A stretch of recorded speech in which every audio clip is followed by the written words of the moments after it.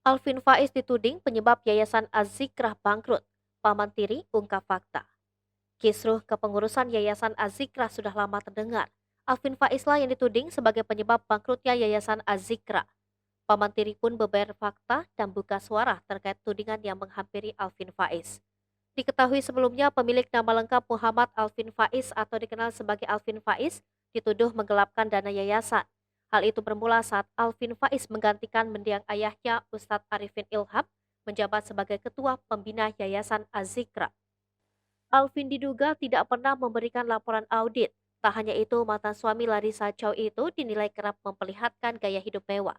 Diketahui, Alvin Faiz kerap berlibur ke beberapa daerah dan makan di restoran serta hotel mewah.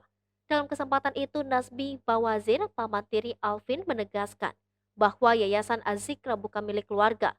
Nasbi mengatakan bahwa Yayasan Az-Zikrah adalah yayasan sosial keagamaan perjuangan dakwah almarhum Ustadz Arifin Ilham. Jadi bukan dikuasai oleh sebagian pihak-pihak yang bisa diatur oleh kemauan sepihak. Dalam kesempatan itu, Nasbi menegaskan bahwa semasa hidupnya, Ustadz Arifin Ilham selalu mengedepankan ulama.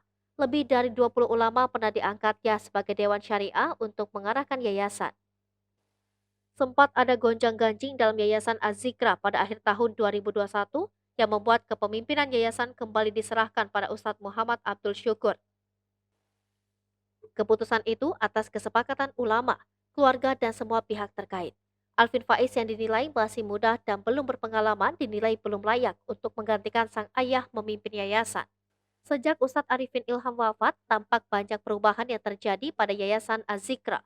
Terlebih saat pandemi Corona tahun 2020 yang membuat jamaah Yayasan Az-Zikrah mengalami penurunan.